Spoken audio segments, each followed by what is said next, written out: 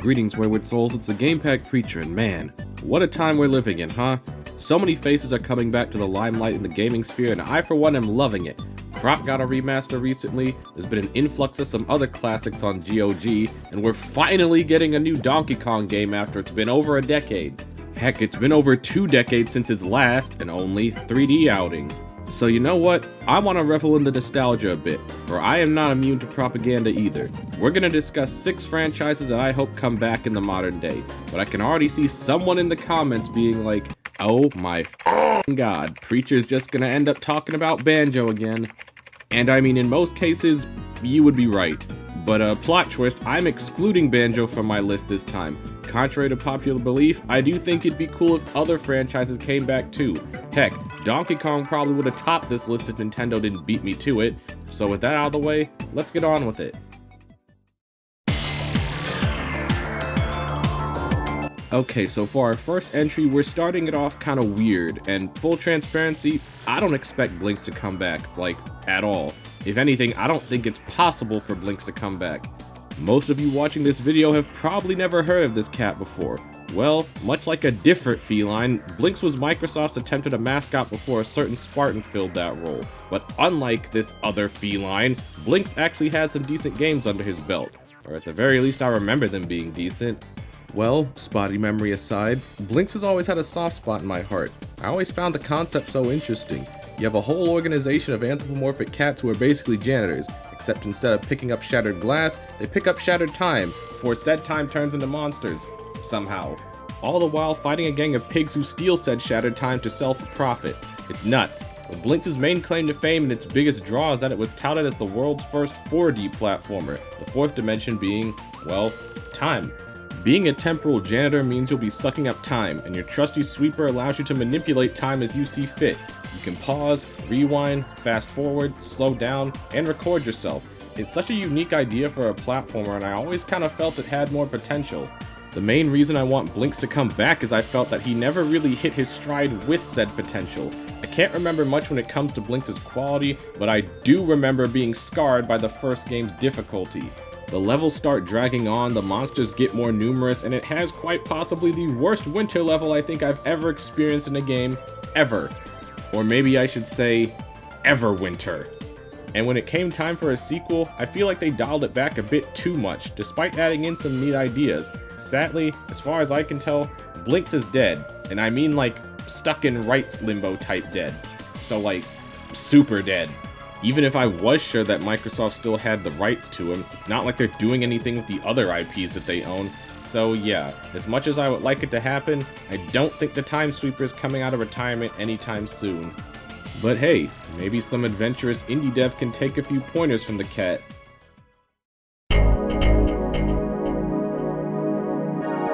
Alright, listen up gamers, cause I'm gonna say this here, and I'm gonna say it loud. I am a Gex defender. You hear me? I am a Gex defender. Except the first game, cause that one's kinda stinky. But let's be real, we all have that one franchise that we like despite it not exactly being the best. And for whatever reason, Gex just so happens to be mine. I'm endeared by this silly little lizard. Are his games groundbreaking, genre-defining platformers? Not at all. Do I understand any of the references that he makes? Barely. Do I care? Pfft, no. And yes, I'm aware he's getting a modern collection, but I need a new game from this gecko. And you're probably asking yourself, well, they'll most likely have to adapt him for the modern day, yeah? Well, I have one thing to say about that. I don't want them to change a goddamn thing about this little goober. If you gotta update anything, maybe he can jump around on the internet through some streaming services, and he can spoof on some modern tropes and stuff. But we are keeping the dated references, and he will be yapping, believe you me. I will be getting the Gex collection. It will be selling 1 Gexillion copies, and I would like a brand new game, warts and all, because it's high time for some tail time once again. So I swear on the mighty Woz himself. You know what they say, WWGD. What would Gex do? The G stands for Jesus.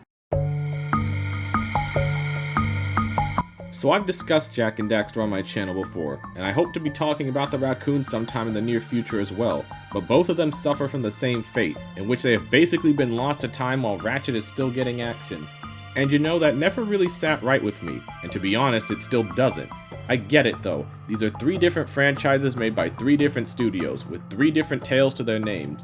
Naughty Dog has been obsessed with The Last of Us for the past decade or something, and I have no idea what Senzaro is up to these days. But I think the thing that makes me want both of these guys to come back is that their last games were such low notes to their legacies, if not the lowest notes to their legacies. Lost Frontier is not a good game, and although I haven't played these in time, as of yet, not a single person I've talked to who has anything nice to say about it. I really wish I was exaggerating with that. The PS2 having not just 1, but 3 platforming mascots sharing the spotlight is something that has never really happened before or since, and it may not be the most fitting analogy, but damn bro, the Triforce needs to get reassembled or something. This isn't to say that the studios haven't done good work since or that they should have just held on to it or something, but damn, maybe let some new blood take over or something. I guess that's kind of ironic to say considering that's how we got both of those duds for both Sly and Jack, but still. I'd like to think we've learned some lessons since then, and heck, new blood is something we kinda need for the next entry as well. Well, would you look at that, another mascot that I've discussed previously, and another one that I'd like to come back. So yeah, Spyro is also on my long list of mascots I'd like to see return, but unlike the other contenders we've had on the list so far, Spyro actually has a decent enough chance to come back. At the very least, I'm praying that he has a decent enough chance. To be fair, Spyro already technically did come back with the Reignited trilogy, which came off the coattails of the success of another trilogy from his partner in crime, Crash Bandicoot. The Insane trilogy did so well, in fact, that Crash even got a brand new title in the modern day. Unfortunately, our little purple dragon was left high and dry, as he usually is, and that's a damn shame. We were supposed to get a crossover with the duo even. I mean a proper crossover with the duo even. But unfortunately that didn't happen because Crash 4 didn't sell a gajillion copies. I really hate this industry sometimes, I swear. Anyway, the main point being, Spyro could use a fresh title of his own, and we already have the perfect studio to do it. Toys for Bob not only did the Reignited trilogy, but they also did Crash 4, both games being fantastic. And even since that time, they've even broken off of Microsoft and gone indie. Good for them. They have been relatively quiet since the split, but I hope and pray Microsoft lets them use the Dragon's IP for a project. If they can let Sony play with Gears of War, I see no reason why they can't let their other IPs out for a spin. Considering the work they've already done, I have full faith they'd be able to make something magical, but I guess only time will tell.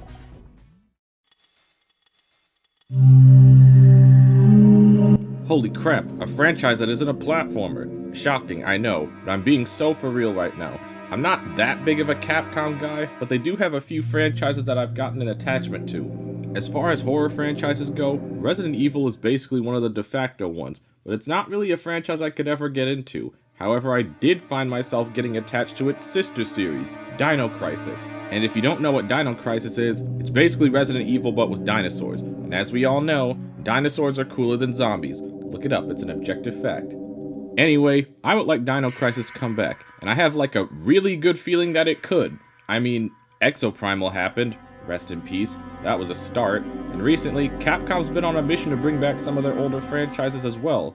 On top of that, the duology recently got re-released on Good Old Games, because there are only 2 games in this franchise, no matter what anyone else may tell you. But yeah, the iron is hot, so to speak, and the dinos are ready to rampage again. I mean, can you imagine this game running on the RE engine? It'd be frickin' sweet. I guess the only big question is which of the 2 games would they style it on? Cause Dino Crisis 1 and 2 are very different experiences. In the simplest of terms I can think of, the first game is like watching Alien, while the second game is more like Aliens, if that paints any sort of picture. But I would say now is the perfect time to have another Crisis of the Dino variety. Capcom's been in their bag as of late, and I have full confidence they'd be able to make a rip-roaring new title. I'm fully aware that sister series to more popular franchises don't get a lot of love. I'm sure any Darkstalkers fan can attest to that. But I mean, the signs are all there, man. Just let it happen. So before we get to the number 1, that is Banjo, a couple of honorable mentions. Just didn't have a lot to say about these, but I wanted to mention them all the same. Firstly, Legend of Dragoon. Probably not gonna happen, but it'd be sick if it did. From what I'm hearing, Expedition 33 has some of its spirit in its DNA, which is one good thing that the French have done. And number 2, Infamous. I don't know, man, I just feel like you could still get a tale or 2 from this franchise, or at least port the frickin' games to modern consoles, like come on now. Lastly, and honestly this probably deserved its own spot on the list, Bloody Roar. I remember when Konami made games, and with how big fighting games are these days, I have no reason to believe a new entry wouldn't succeed. And with that out of the way, let's get to the top spot.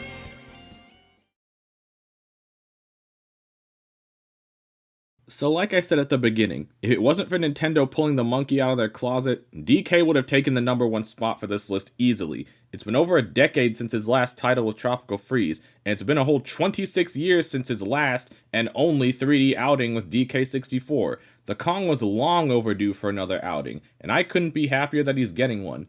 However, there is another Nintendo franchise I want to drag out the closet, and I think Nintendo's newest console is the perfect vehicle for the job. Speaking of vehicles, check your G diffuser system.